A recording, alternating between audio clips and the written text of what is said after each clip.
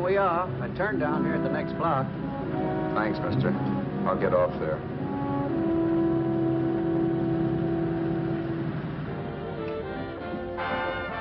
Want anything else? No. Hey, you. Me? Yeah, you. Where you heading? East. Too bad. I thought if you was heading north, I might be able to help you out. I'm pushing the Salt Lake, and I don't like to ride it alone at night. I'm one of those guys that got to talk or I fall asleep. Oh, sure. Now, my partner, he's got Lou to keep him company, but I ain't got nobody at all. Where you coming from? West. Yeah, sure, I know, but where, L.A.? Maybe. Got a cousin out in L.A. You don't say. Yeah, he's been out. You're not much of a talker, are you? My mother taught me never to speak to strangers. Oh, a wise guy. So what? Okay, don't get sore. Just trying to be sociable, that's all. Hey, Glamorous. You change for a dime, will you?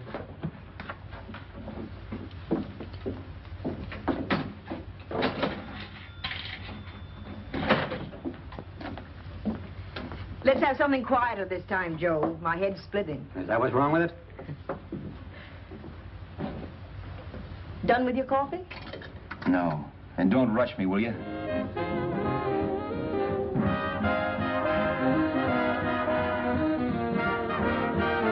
Hey, turn that off. Will you turn that thing off? What's eating you now? Yeah, what's eating you? That music, it stinks. Oh, you don't like it, huh? No, turn it off. Oh, wait a minute, pal.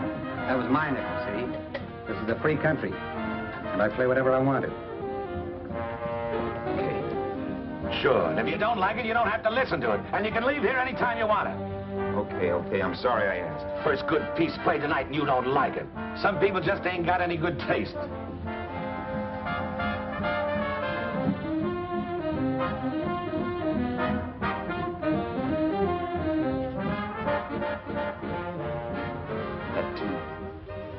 That tune.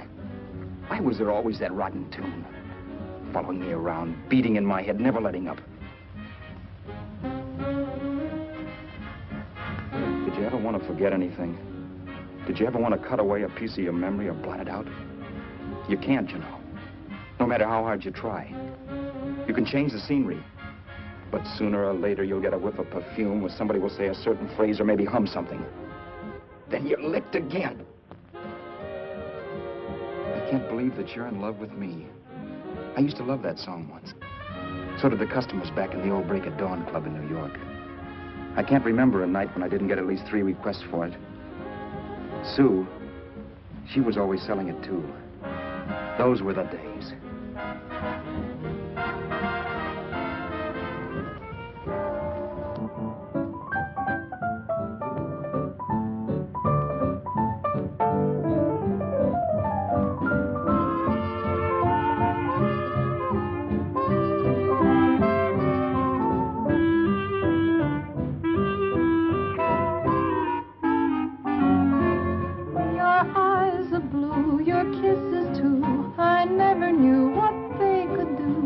I can't believe that you're in love with me. You're telling everyone you know that I'm on your mind each place you go. They can't believe that you're in love with me. I have always placed you far above me. I just can't imagine that you love me. And after all is said and done, to think that I'm the lucky one, I can't believe that you're in love with me.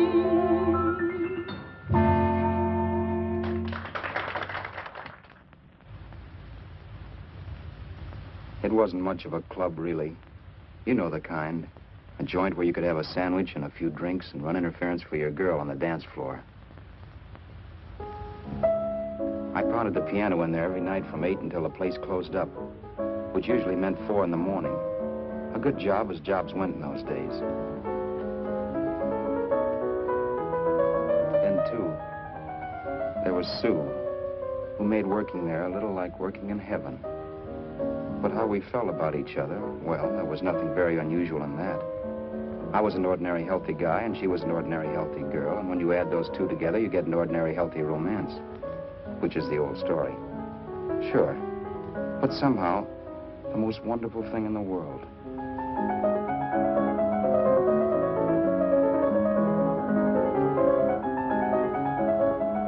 All in all, I was a pretty lucky guy.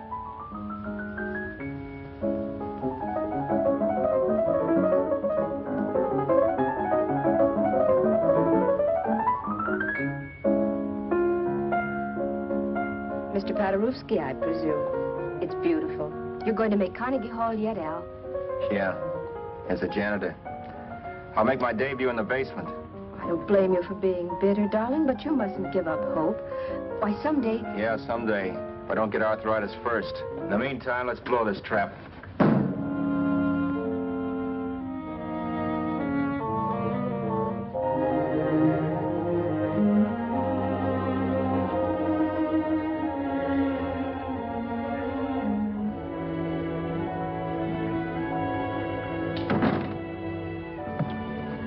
Like to get something to eat, hon? Oh, I don't think so, Al. I lose my appetite working in this flea bag. Let's go home. Okay. I can't stand much more of that dump. Did you see that drunk tonight trying to paw me? No, what drunk? Does it matter what drunk? Say, what's the matter with you tonight, darling? That's the third time you started to tell me something and then stopped. We shouldn't have any secrets from each other, Sue. Next week, we're going to make with the ring and the license. You and me will be a team. Yes, that's right. In the Bush League. I don't get you. We've been struck out. It's a funny way to talk, darling. Don't you want to marry me? Al, look, I love you. You know I do, and I want to marry you. But? But not now.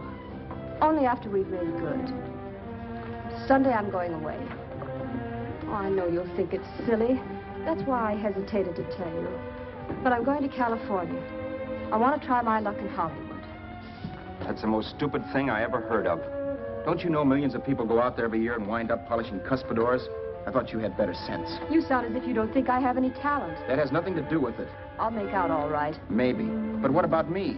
Doesn't it mean anything to you that you're busting up all our plans? We may not see each other for years? It won't be that long. I thought you loved me. I do. You know I do. Well, here we are. Al, why can't you see my side of it? I'm young. We both are, and we've got all the time in the world to settle down. Really, darling, what I'm doing is the only sane thing to do. I hate the thought of being so far away from you, but we'll be together again someday. Maybe you'll decide to come out too later on. So long. Al, aren't you going to kiss me goodnight? Sure, why not? Good night.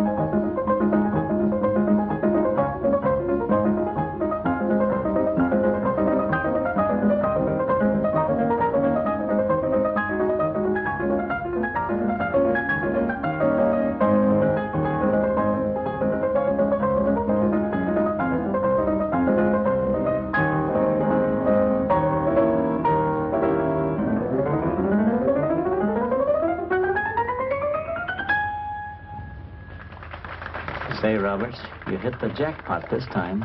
$10. Thanks.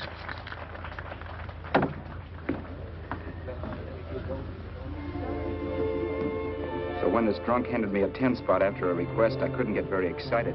What was it, I asked myself? A piece of paper crawling with germs. Couldn't buy anything I wanted. It couldn't... Then I thought of something.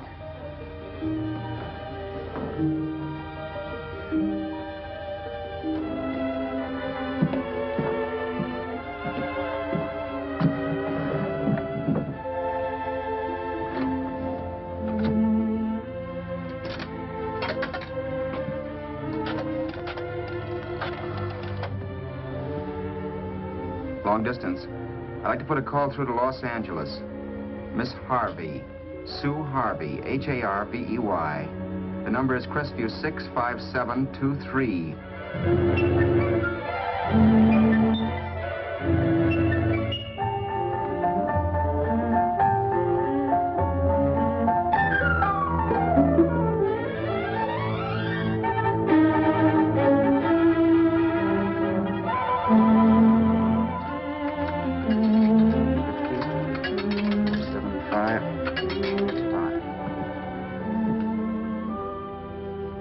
Hello, Sue?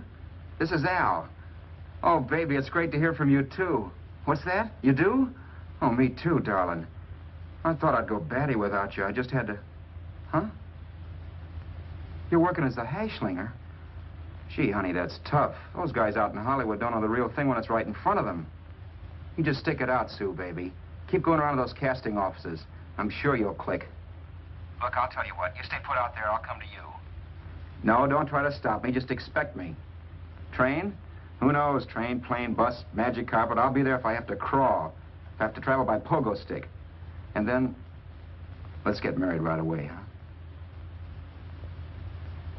That's the stuff. That's what I've been wanting to hear you say. Well, goodbye for now. I'll be seeing you soon. Yeah. Bye. The only way I could cross country was to thumb rides. For even after hawking everything, I only had enough money to eat. Money. You know what that is. It's the stuff you never have enough of. Little green things with George Washington's picture that men slave for, commit crimes for, die for. It's the stuff that has caused more trouble in the world than anything else we ever invented. Simply because there's too little of it. At least I had too little of it. So it was me for the thumb.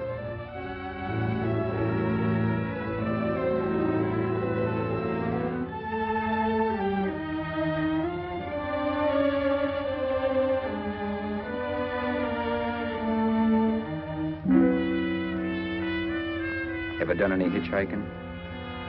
It's not much fun, believe me. Oh, yeah, I know all about how it's an education and how you get to meet a lot of people and all that. But me, from now on, I'll take my education in college or in PS 62, where I'll send $1.98 in stamps for 10 easy lessons.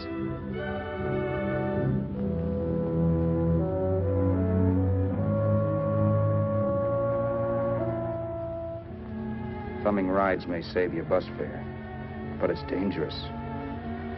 You never know what's in store for you. You hear the squeal of brakes. If only I had known what I was getting into that day in Arizona. Here, throw that in the back seat. Okay, let's go. Make sure that door's closed.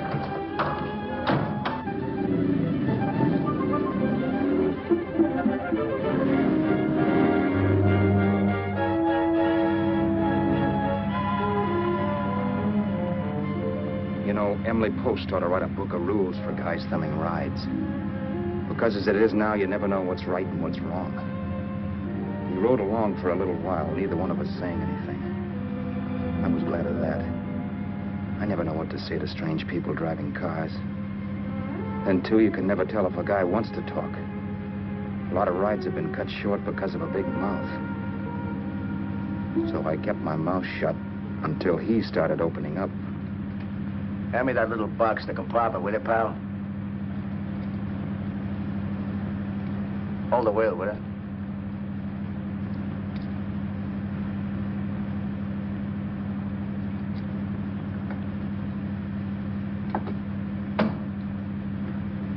How far are you going? L.A. Well, you're really traveling, aren't you? Yeah, but I don't expect to make it for a couple of years at the rate I've been promoting rides. Not much luck, huh? Sure, all bad. Not many people stop for a guy these days. Afraid of a stick-up, maybe. They can't blame him. Where you coming from? New York? Well, New York. You're in luck this time. I'm going all the way. Right through to Los Angeles. You drive a car? Sure. Whenever you're tired, let me know. I'll holler. I guess at least an hour passed before I noticed those deep scratches in his right hand. They were wicked. 3 puffy red lines about 1/4 of an inch apart. He must have seen me looking at them because he said, Beauties, aren't they? They're gonna be scars someday. What an animal. Whatever it was, it must have been pretty big and vicious to have done that. Right on both counts, New York. I was tussling with the most dangerous animal in the world. A woman. She must have been Tarzan's mate. Looks like you lost the bout. Certainly wasn't a draw. You know, there ought to be a law against dames with claws. Yeah. I tossed her out of the car in her ear. Was I wrong? Give a lift to a tomato, you expect it to be nice, don't you? Yeah. After all, what kind of dame some rides? Sunday school teachers? Yeah. A little witch. She must have thought she was riding with some fall guy. And me, who's been booking horses around racetracks since I was 20. I've known a million dames like her. 2 million. Yeah. Stopped the car, opened the door. Take it on the yard, the Duffy sister, I told her. That's the stuff. As that was done, huh? But if you want to see a real scar, brother, get a load of this. Wow. I got that one dueling. Dueling? Yeah, we're just kidding, of course. My dad owned a couple of Franco-Prussian sabers. Kept them on the wall for decorations. Well, one day, the kid and I took them down when the old man wasn't around. Had a duel. He got me in the arm here. Pretty mean cut. Infection set in later. Yeah, I can see that. Now, give me that box again, will you? Yeah.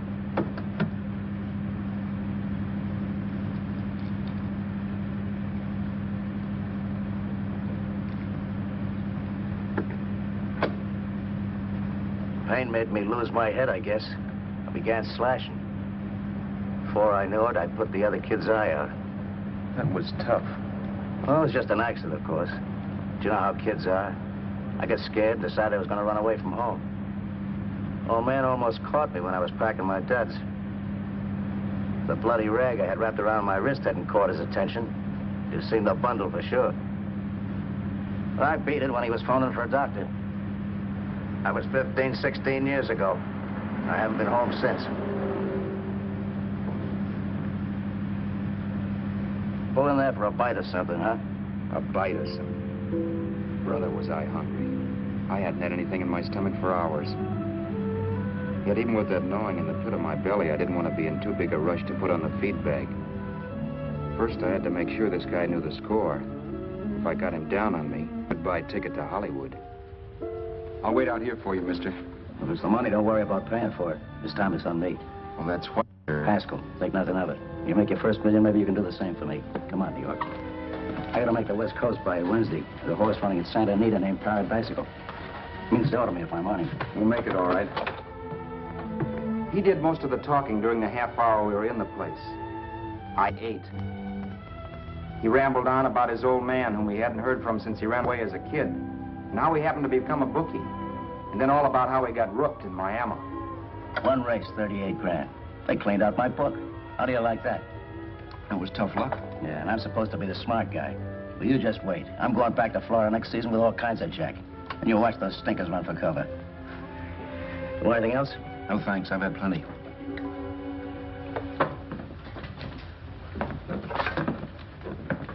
That check there, sister? Oh, just a minute. Your change, sir. Keep it, sister. Oh, thank you, sir. Call again. I'll be waiting outside for you when you finish work. Sharp check, huh?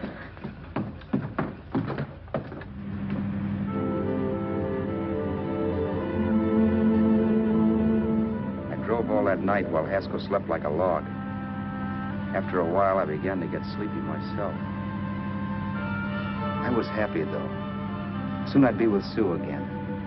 The long trip was practically over, and there'd be no more hoofing it down the concrete. I began to think of the future, which couldn't have been brighter if I'd embroidered it with neon lights. It was nice to think of Sue shooting to the top. It's amazing what a full belly can do to your imagination. Your eyes are blue, your kisses too. I never knew what they could do. I can't believe that you're in love with me.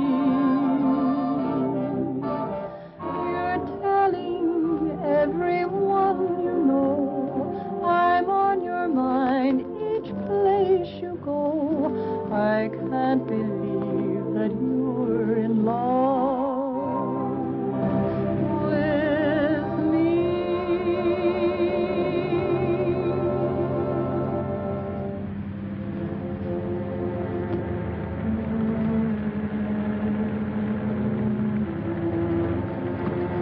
Mr. Haskell? Mr. Haskell? Mr. Haskell, wake up. It's raining. Don't you think we ought to stop and put up the top?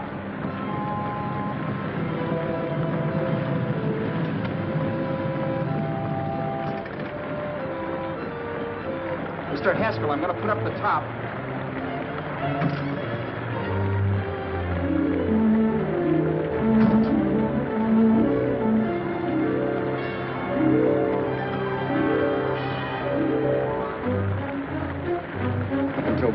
Things my way. But from then on, something else stepped in and shunted me off to a different destination than the one I had picked for myself. The one I pulled open that door. Mr. Haskell, what's the matter? Are you hurt? Are you hurt, Mr. Haskell? Start your sermon. I'll listen to it. But I know what you're going to hand me even before you open your mouths. You're going to tell me you don't believe my story of how Haskell died and give me that don't make me laugh expression on your smug faces. I saw it once he was dead, and I was in for it. Who would believe he fell out of the car? Why, if Haskell came too, which of course he couldn't, even he would swear I conked him over the head for his dough. Yes, I was in for it. Instinct told me to run, but then I realized it was hopeless. There were lots of people back down the road who could identify me. That gas station guy and the waitress. I would be in a worse spot then, trying to explain why I beat it. The next possibility was to sit tight and tell the truth when the cops came. But that would be crazy. They'd laugh at the truth. And I'd have my head in the noose. So what else was there to do but hide the body and get away in the car? I couldn't leave the car there with him in the gully. That would be like erecting a tombstone.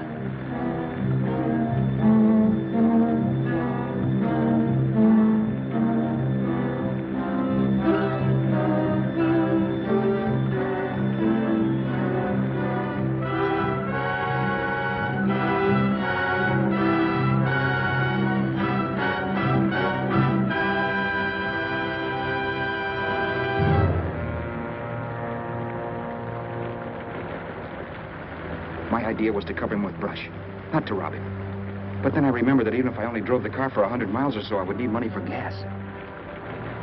Besides, it was stupid of me to leave all that money on a dead man. Not only that, I'd have to take his driver's license in case I was stopped for something.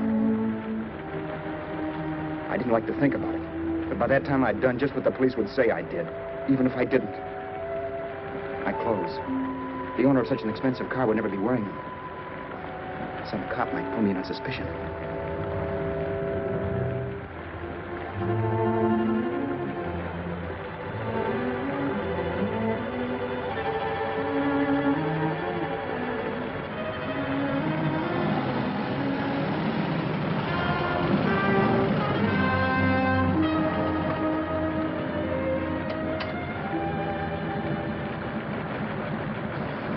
Hey, you, this your car? Don't you know better than to leave a car with the wheels halfway in the middle of the road? That's the way accidents happen. I'm sorry, officer. I was just putting up my top. I didn't think. Well, the next time, think. I'll let you go now, but watch your step in the future. I know that's a lonely stretch, but cars come by here once in a while, and we have plenty of crack-ups. Thanks, officer.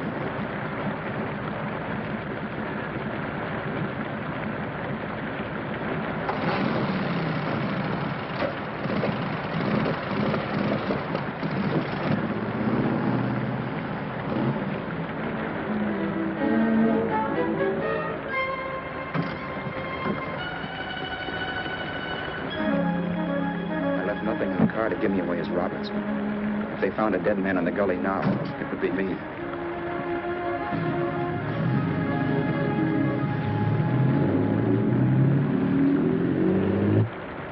As I drove off, it was still raining, and the drops streaked down the windshield like tears. I kept imagining I was being followed and that I could hear sirens back in the distance. Just how long it took me to cover the 60-odd miles to the California state line, I don't know. I lost all track of time. But the rain had stopped and the sun was up when I pulled up to the inspection station. Hello? Carrying any fruits or vegetables? No. Any livestock or poultry? No.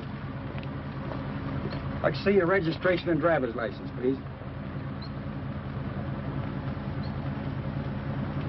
Anything in the baggage compartment?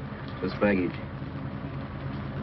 Charles Haskell, Jr., age 30, brown eyes, dark hair. Identifying marks, none. Are you Charles Haskell, Jr.? Yes. Well, remember, if you're employed and you stay over 30 days, you take out California plates. All right, officer, but I'll only be in the state a short while. Right, you can go now.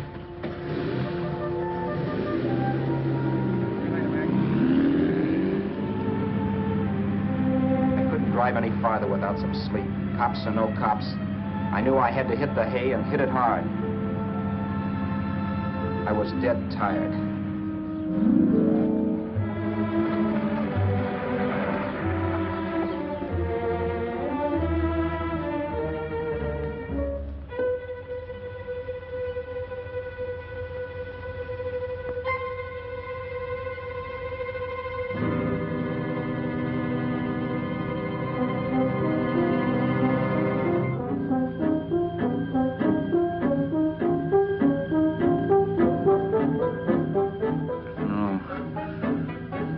Mr. Haskell.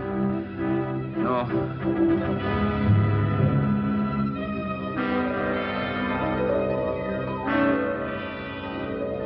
Mr. Haskell, you can't die. Don't think I did it. No, Mr. Haskell. No.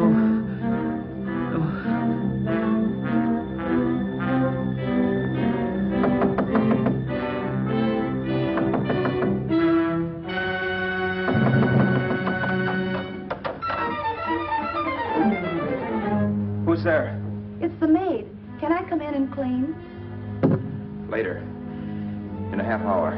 All right, sir.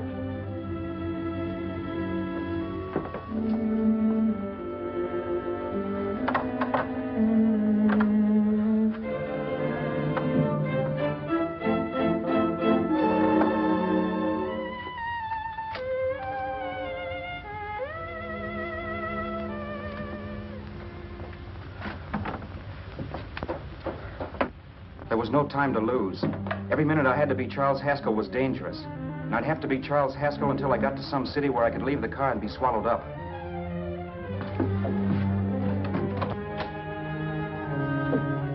That meant driving the car as far as San Bernardino, maybe even to Los Angeles. In a little town, I might be noticed, but in a city, I should be safe enough. Then, after I ditched the car, I could go on to Sue. But those 5 minutes at the state line made me realize it might be a good idea to find out a little bit about Mr. Haskell. Then if anybody asked me questions, I could give the right answers. The first thing I found out was that I had $768. This was a lot of jack, but believe me, it was the kind of money I'd rather not have.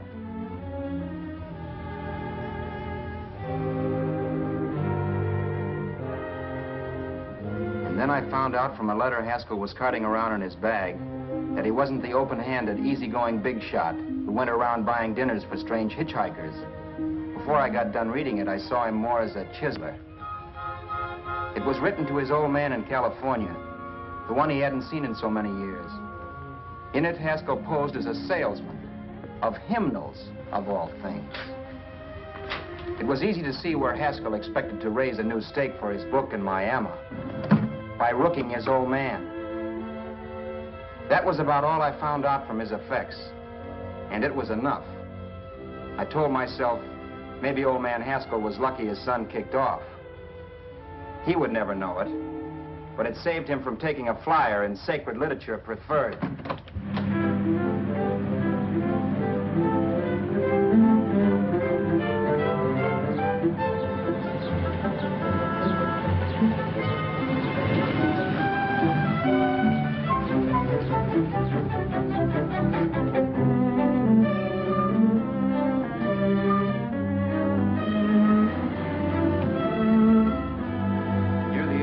Desert center, I pulled up for water. There was a woman. Hey, you! Come on if you want to ride.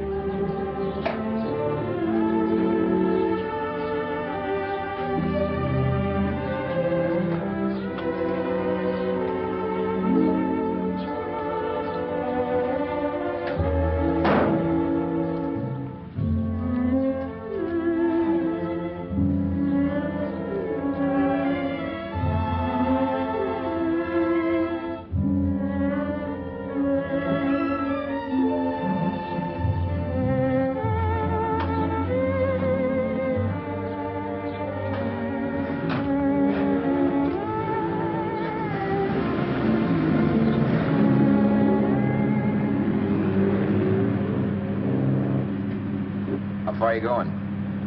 How far are you going? That took me by surprise, and I turned my head to look her over. She was facing straight ahead, so I couldn't see her eyes. But she was young, not more than 24. Man, she looked as if she'd just been thrown off the crummiest freight train in the world. Yet, in spite of this, I got the impression of beauty. Not the beauty of a movie actress, mind you, or the beauty you dream about when you're with your wife, but a natural beauty. A beauty that's almost homely because it's so real. Then suddenly she turned to face me. How far did you say you were going? Los Angeles? L.A.? L.A.'s good enough for me, mister. That's what I was afraid of. What'd you say? Oh, nothing, just thinking out loud. People get in trouble for doing that. What's your name? You can call me Vera if you like. You live in Los Angeles? No. Where are you coming from? Oh, back there. Needles? No. Oh, sure, Phoenix. You look just like a Phoenix girl. Are the girls in Phoenix that bad? The girl must have been pretty tired because she fell asleep not 20 minutes after she stepped into the car. She lay sprawled out with her head resting against the far door, like Haskell. I didn't like that part of it much, but I didn't wake her up. It wasn't that this girl still worried me. I'd gotten over that funny feeling I had when she looked at me, which I put down as just my jangled nerves. With her eyes closed and the tenseness gone out of her, she seemed harmless enough. And instead of disliking her, I began to feel sorry for her. The poor kid probably had had a rough time of it. Who was she anyway? And why was she going to Los Angeles? And where'd she come from in the first place? The only thing I knew about her was her name. Not that it made any difference. A few hours more and we'd be in Hollywood. I'd forget where I parked the car and look up Sue. This nightmare of being a dead man would be over. Who this dame was, well, it was no business of mine. Where did you leave his body? Where did you leave the owner of this car? You're not fooling anyone. This buggy belongs to a guy named Haskell. That's not you, mister. You're out of your mind. That's my name, Charles Haskell. I can prove it. It's my driver's Save license. yourself the trouble, mister. Having Haskell's wallet only makes it worse. It just so happens I rode with Charlie Haskell, all the way from Louisiana. He picked me up outside of Shreveport. You rode? You heard me. Then it all came back to me. All the talk about dueling and scars and scratches. There was no doubt about it. Vera must be the woman Haskell had mentioned. She must have passed me while I slept. Well, I'm waiting. My goose was cooked. She had me. That Haskell guy wasn't dead yet. He wasn't stretched out stiff and cold in any Arizona gully. He was sitting right there in the car, laughing like mad while he haunted me. Well? There was nothing I could say. It was her move. Vera, whatever her name was just my luck picking her up on the road. It couldn't have been Helen, or Mary, or Evelyn, or Ruth. It had to be the very last person I should ever have met. That's life. Whichever way you turn, fate sticks out a foot to trip you.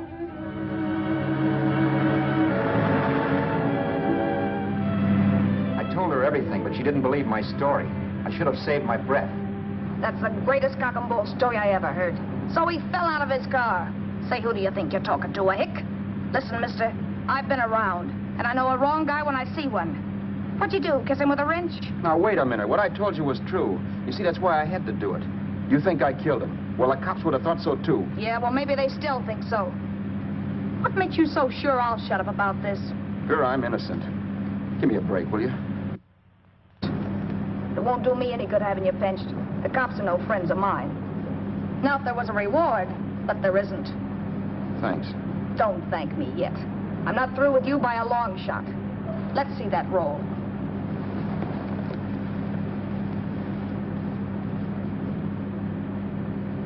Is that all Haskell had? Isn't it enough? No, I thought he had more. Not that I know of. You can search me if you think I'm holding out on you. Well, maybe I will at that. He told me he was going to bet $3,000 on a horse named Paradisical on Wednesday at Santa Anita. He was stringing you along. He meant 300. Maybe. Sure, $3, 300. He was a piece of cheese, a big blowhard. Listen, mister, don't try and tell me anything about Charlie Haskell. Remember, I knew him better than you did. Okay, then you knew he was a four-flusher. That explains the $3,000 bet. I'm not so sure he didn't have that $3,000. Why should I believe you? You got all the earmarks of a cheap crook. Now, wait a minute. Shut up. You're a cheap crook and you killed him. For 2 cents, I'd change my mind and turn you in. I don't like you. All right. Don't get sore. I'm not getting sore. But just remember who's boss around here. If you shut up and don't give me any arguments, you'll have nothing to worry about. But if you act wise, well, mister, you'll pop into jail so fast it'll give you the bends. I'm not arguing. Well, see that you don't. You know, as crooked as you look, I'd hate to see a fella as young as you wind up sniffing that perfume that Arizona hands out free to murderers. I'm not a murderer. Of course you're not. Haskell knocked his own head off. He fell, that's how it happened, just like I told you. Sure, and then he made you a present of his belongings. I explained why I had to do that. Doesn't make a difference one way or another. I'm not a mourner. I liked Haskell even less than I like you. Yeah, I saw what you did to him. What do you mean? Well, scratches on his wrist. Sure, I scratched him. I'll say you did. So your idea was to drive the car a little way, maybe into San Bernardino, and then leave it. You weren't going to sell it? Sell it? You think I'm crazy? Somebody else's car? See, all I want to do is leave it somewhere and forget I ever saw it. Not only don't you have any scruples, you don't have any brains. I don't get you. Maybe it's a good thing you met me. You'd have got yourself caught, sure. Why, you dope. Don't you know a deserted automobile always rates an investigation? Huh? Look, the cops find a car. Then they get curious. They wonder where the owner is. So, all right, they don't trace Haskell. They trace you. I never thought of that. The only safe way to get rid of the car is to sell it to a dealer. Get it registered under a new name. Say, stop at the next store. I want to get a bottle and do some shopping before we hit L.A. Okay. As soon as we find a place, I'll drop you off and pick you up later. Nothing doing. You're coming in, too. From now on, you and I are like the Siamese twins. Have it your way, but I don't get the point. The point is, I don't want you to get lost. I'm not going to beat it if that's what you're afraid of. I'll say you're not. Well, I'm going to see that you sell this car so you don't get caught. Thanks. Of course, your interest wouldn't be financial, would it? You wouldn't want a small percentage of the profits. Well, now that you insist, how can I refuse? 100% will do. Fine. I'm relieved. I thought for a moment you were going to take it all. I don't want to be a hog. A few hours later, we were in Hollywood. And I was recognizing places Sue had written about. It struck me that far from being at the end of the trip, there was a greater distance between Sue and me than when I started out. Vera wasn't kidding with that Siamese twins crack. She rented a little apartment as Mrs. Charles Haskell. When I objected to this, she explained that it was on account of the car. A dealer might think something was funny if he called and found we were using different names.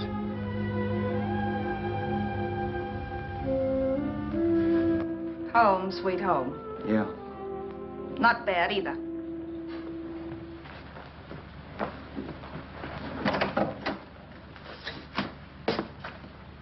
In case there's any doubt in your mind, I'll take the bedroom. Yeah. Sure is stuffy in here.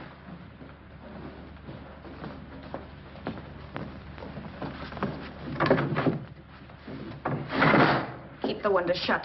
Okay. The old crow downstairs said there's a folding bed behind this door.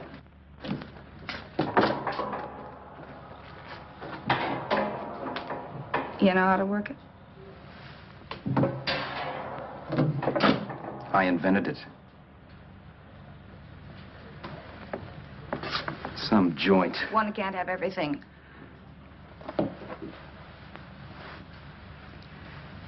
I'm first in the bathtub. I don't know why, but I figured you would be.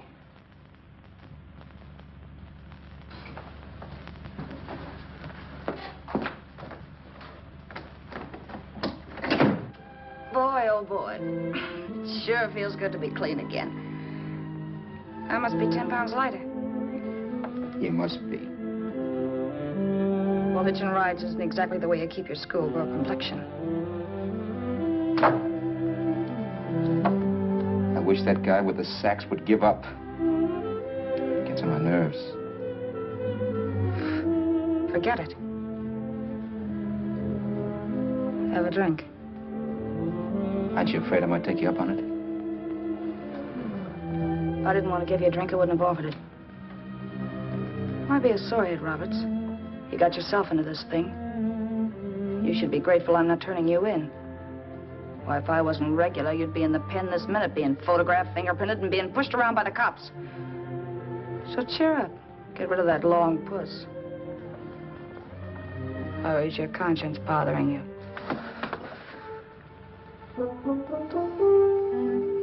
No. It isn't. Swell. That's the spirit. He's dead and no woman around to bring him back. Anyway, I never could understand this worrying about something that's over and done with. Now, look, Vera, for the last time, I didn't kill him. Haskell was a sick man. Maybe he was dead before he fell out of the car. I don't know. Sure. He died of old age. All right. So if it'll make you sociable, you didn't kill him.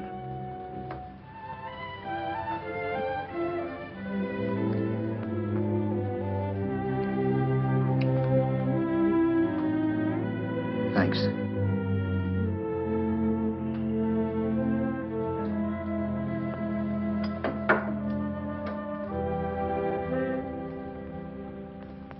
We're out of liquor, Roberts. Yeah.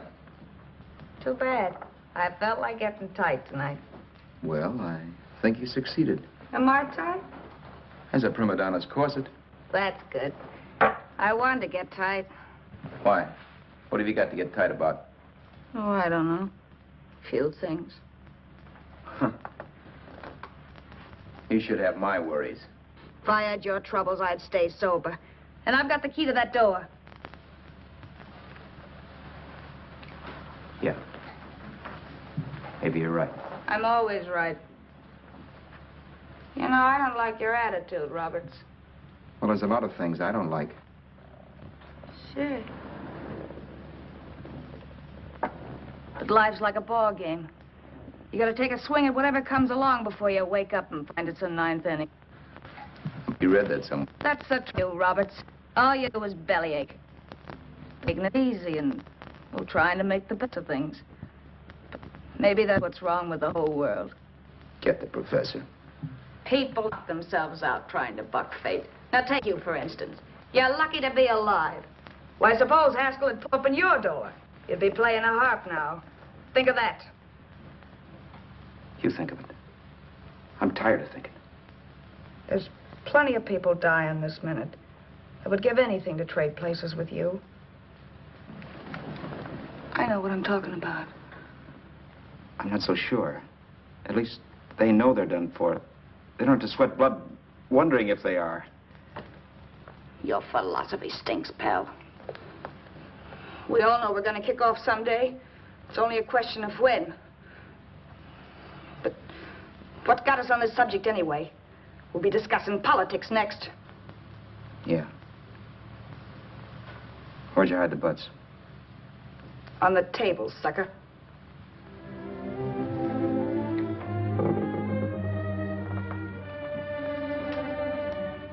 We bored each other with conversation for a couple of hours longer.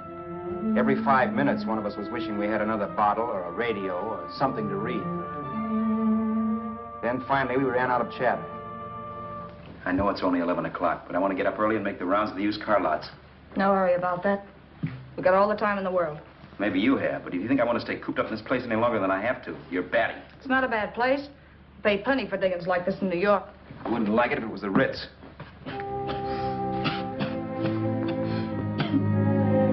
rotten liquor. You got a mean cough. Ought to do something about it. I'll be all right. That's what Camille said. Who? Nobody you know. Wasn't that the dame that died of consumption? Yeah. Wouldn't it be a break for you if I did kick off? You'd be free with all Haskell's dough and car. I don't want to see anybody die. Not even me. Especially not you. One person died of me. If you did, well, that's all I need. You don't like me, do you, Roberts? Like you? I love you. My favorite sport is being kept prisoner. After we sell the car, you can go to blazes for all I care. But not until then.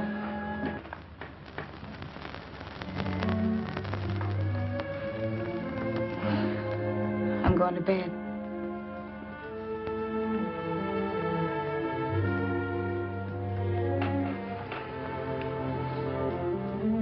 Good night, Roberts. Don't try and sneak away during the night. All the doors are locked. Anyway, if I find you gone in the morning, I'll notify the police. They'll pick you up. Don't worry, I know when I'm in a spot. Well, good night. I hope that portable rack isn't too uncomfortable for you. Don't lose any sleep over it, will you, Vera?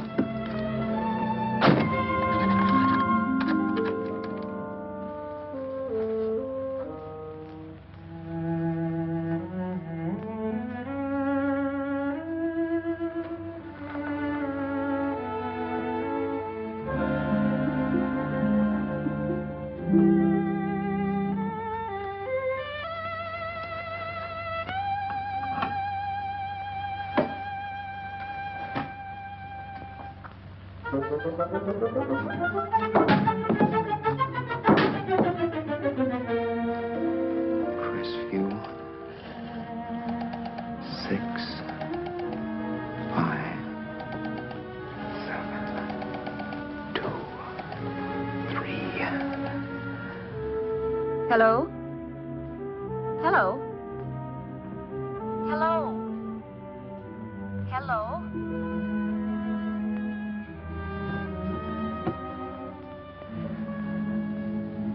No. Not yet, darling. Tomorrow. Maybe. If this were fiction, I would fall in love with Vera, marry her, and make a respectable woman of her. Or else she'd make some supreme Class A sacrifice for me and die. Sue and I would bawl a little over her grave and make some crack about there's good in all of us. But Vera, unfortunately, was just as rotten in the morning as she'd been the night before. All right, I'm coming. Look, Vera, it's almost noon. So what? The dealers will be there all day? They'll be there all year, too, but it doesn't wait that long. Shut up. You make it like a husband. Well, do I rate a whistle? You sure do, but let's go. Let's go, let's go. I spent $85 and 2 hours preparing bait, and all you can say is let's go. Come on.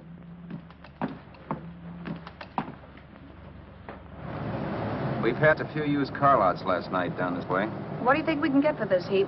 I don't know. Plenty. Just let me handle everything. Think we can get $2,000? I don't know, but don't worry. I'll squeeze as much out of this guy as I can. If I let it go cheap without a fight, he might think we've stolen the car. And listen, don't make any slips and call me Roberts. That'll cook us. I don't need you to tell me that. You better just sit by and keep your mouth closed. Remember, we're both in the soup if anything happens. Forget it and drive. You're my wife, Vera Haskell.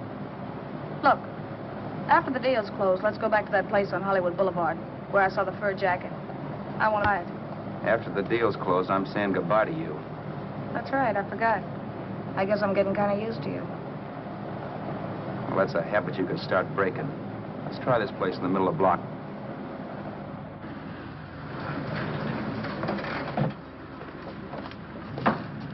Good afternoon. What can I do for you? We're interested in selling a car. If the price is right.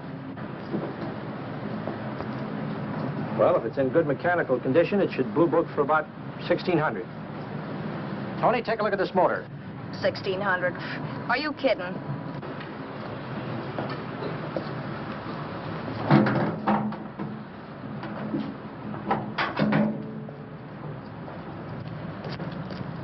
Well, maybe 1850. Before I let it go for 1850, I'll wreck it and collect the insurance first.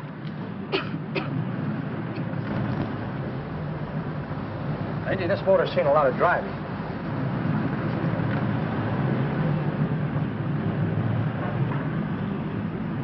Well, the mechanic inspected the car. We haggled. At last, when we were all worn out, we hit a compromise. His price. Okay, it's a deal. All right, come in. We'll sign the papers. I have the ownership papers right here with me. Look, Vera, in the meantime, will you clean the dash compartment? There may be some stuff in it. All right, darling. $1,850. That dirty crook.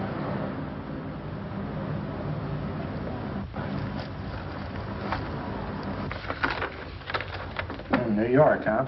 Yeah. But you bought the car in Miami. Yeah. Well, now let's see about the insurance. We can either have it transferred or canceled. What kind of insurance do you have, Mr. Haskell? Well, aren't all the papers there? I don't see any. Surely you know what type of insurance you carry in the car. The name of the company? Yeah, but, Well, if you'll just tell me the name of the company, I'd be very glad to take care of all the details. well, Did you sign the papers yet? not yet. Well, don't. We're not selling the car. Well, wait a minute, Mrs. Haskell. Come on, darling. What's the matter? You changed your mind? Yes, I'm sorry. I guess I have. But, Vera... Let's go.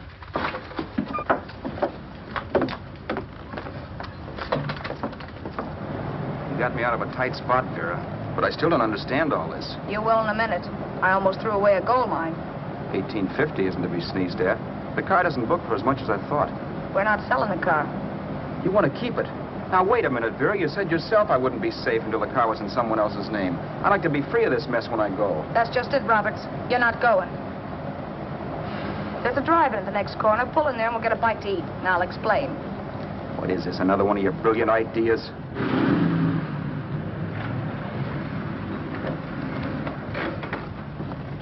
Oh, may I take your order? Make mine a ham sandwich and coffee. And for you, sir? Oh, I don't care. The same.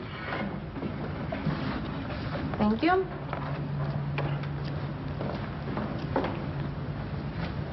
Get this, Vera.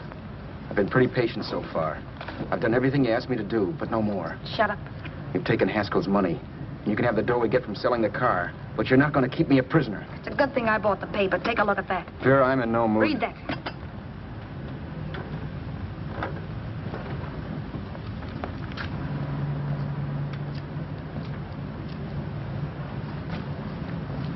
No.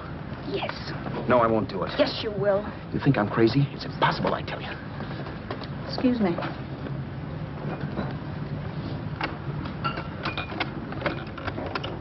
Blow the horn when you're through. No one could possibly get away with an act like that. It'd be wise to me in a minute. Don't be yellow. You look enough like him. The same coloring and the same build. See how his clothes fit you? No kidding, you almost had me fooled for a while. Oh, grow up, Vera. Don't you think a father knows his own son?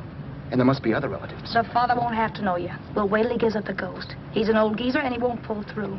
And as far as other relatives are concerned, they haven't seen you in 15 or 20 years. Eat. I'm not hungry. And I won't do it. It's not as tough as it sounds. Remember, you've got all kinds of identification. His car, letters, license. I could never get away with it. It's the stupidest thing I've ever heard. The old boy has scads of dough. Look in the paper there. Personal fortune assessed at over $15 million. He'll leave plenty, I tell you. Maybe he cut off his son. How do we know? It's out, Vera. I won't have anything to do with it. I think you will. Look, Vera, I'll do anything within reason. But not that. So forget it. Or find yourself another stooge. You sap. You'll be fixed for the rest of your life as Charlie Haskell. You can take your inheritance and go away. No more worrying about the rent, no sweating, scheming, wondering where your next meal's coming from. Think about that, Roberts. Vera, please, you're talking too loud. On this, I'm splitting 50-50 with you. Sure, why not? We're both alike, both born in the same gutter. Now, take it easy, Vera. There's people around here. You don't know what you're talking about. We'll wait till we read that old man Haskell's dead. Then you show up. Like you read in New York that he was sick. No. Suppose he doesn't die. He will. I know he will. Something tells me. But as much as I insisted I would have no part of her scheme, Vera was taking it for granted I would. Neither of us had our mind on the cards as we played that night. I knew we were just trying to kill time between newspaper editions. This was a death watch for Vera. Maybe it was for me, too. Don't you realize if I'm caught, they'll want to know where I got the car and stuff, and they'll have me on a murder charge. If you're smart, you won't get caught. I knock for 7. And if I'm caught, don't you realize you'll be out, too? 18 points. That gives me 30. How will I be out? You'll be out $1,850 we would have gotten on the car. Really, Vera, you'd be an awful chump if you threw away all that dough on a dizzy long shot. Let me sell the bus tomorrow. With the money it'll bring and what you've already got, a clever kid like you can run it up in no time. Then we'd both be in the clear. I'll be in the clear anyway. Maybe. Maybe. But if I got caught, I'd get good and sore at you, you know. You mean you'd squeal? Well, no, not squeal exactly. Never mind what you meant. Even if you did tell the cops I was in on it with you, what could they do to me? They might give me the same medicine they gave you. Yeah. A rope. But I'm on my way now. All they'll be doing will be rushing it. All right. But think of the $1,850 you'd lose. You'd kick yourself along the block if they let it get away from you. I'll take the chance.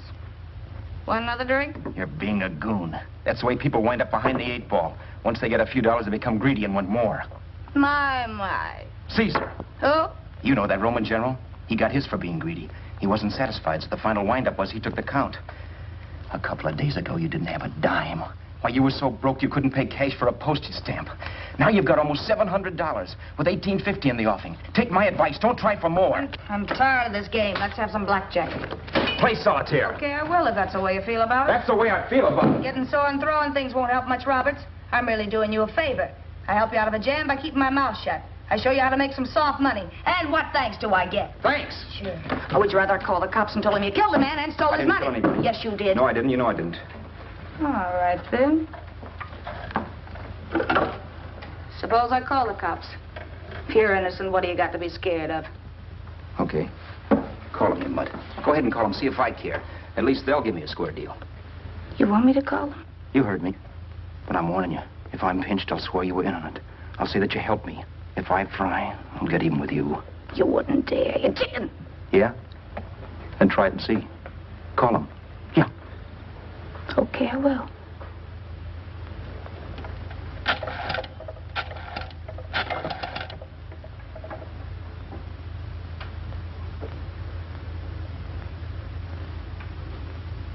Information? I want the number of the Hollywood police station. Okay, I got it. Thanks. Wait a minute, Vera. You wouldn't do that. Well, wouldn't do that, and I'll show you if I would. Take it easy now. Let's talk this over. This was early in the evening, and the conversation, while hectic, was at least pitched low. But as the minutes passed, and more obstacles to her plan popped into my head, the air got blue. Each word coming from our lips cracked like a whip. I reminded her that as Charles Haskell, I didn't even know my mother's name, where I'd gone to school, the name of my best friend, whether I had an Aunt Emma or not, my religion, and if I'd ever owned a dog. I didn't even know what my middle initial stood for. I also pointed out that the real Haskell had a scar on his forearm. His people never saw that scar. He told me he ran away right after putting out the kid's eye. Yeah, but his father knew he was cut. It'd have to be some kind of a mark. So what? The old man's dead, or will be. I hope by tomorrow morning's papers. Anyway, you could cut yourself a little, couldn't you? Boy, for that kind of dough, I'd let you cut my leg off. You're drunk and you're crazy mad, Vera. Turn me in if you want to, but I won't get mixed up in this. Besides, how do we know Haskell was such a phony? Maybe he wasn't the man's son at all. Maybe he just dreamed it up. Well, dream it or not, you won't be dreaming when the law taps you on the shoulder. There's a cute little gas chamber waiting for you, Roberts. And I hear extradition to Arizona's a cinch. Where's that phone? Vera! Leave me alone. Vera! Here. I want a phone. Call police. I hate you yellow stinker. You leave me alone. I'll let you alone when you promise to leave the phone where it is. You're drunk. You don't know what you're doing. You're hurting me. Will you promise? All right.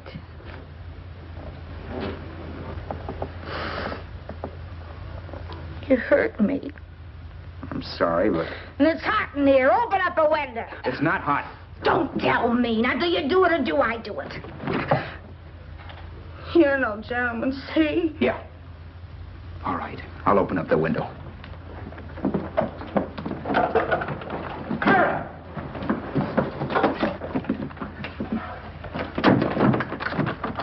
the door. Please open the door. Vera, open the door. Don't use the phone. Listen to me. I don't like you, Roberts. You're no gentleman, see? You hurt my hand, and I'm going to get even with you. If you don't open the door, I'm going to kick it down, Vera. Vera, don't call the cops. Listen to me. I'll do anything you say. Vera, let me in. I'll break the phone.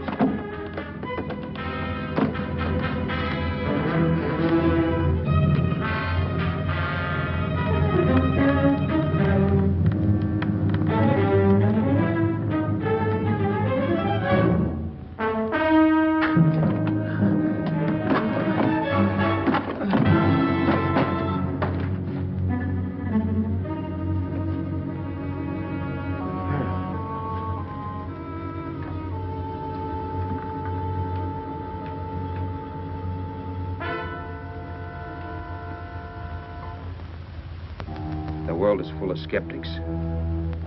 I know. I'm one myself. In the Haskell business, how many of you would believe he fell out of the car?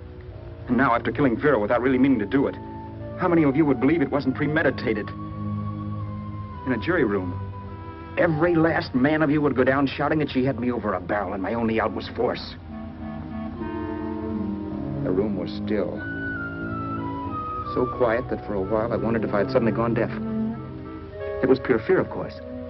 And I was hysterical, but without making a sound.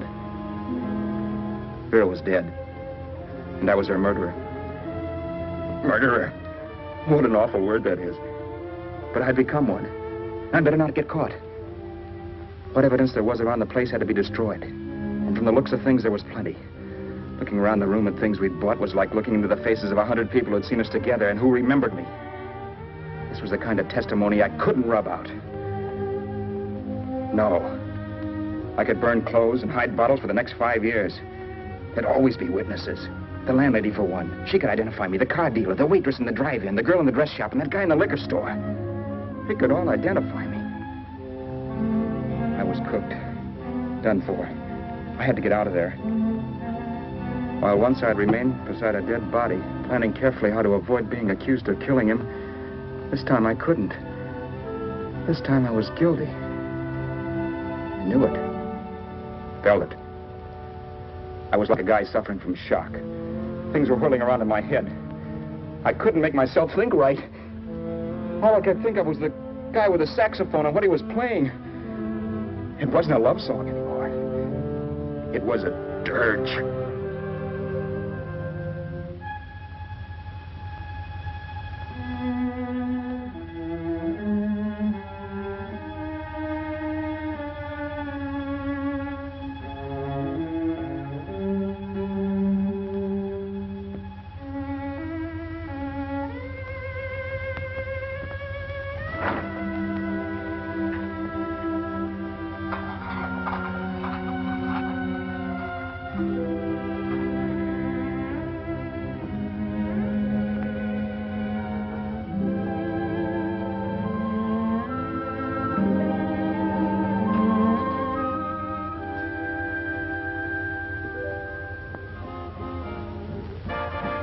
My problems weren't solved. I had to stay away from New York for all time because Al Roberts was listed as dead and had to stay dead. And I could never go back to Hollywood. Someone might recognize me as Haskell. Then, too, there was Sue. I could never go to her with a thing like this hanging over my head. All I could do was pray she'd be happy.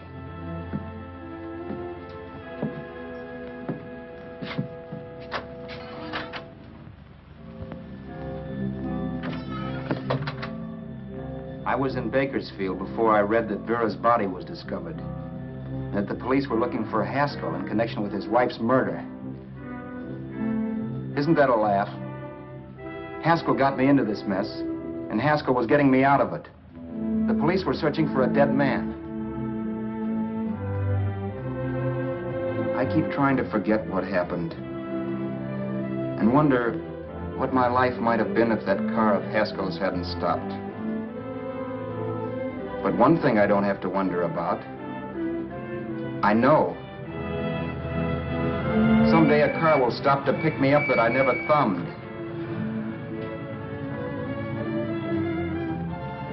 Yes. Fate, or some mysterious force, can put the finger on you or me for no good reason at all.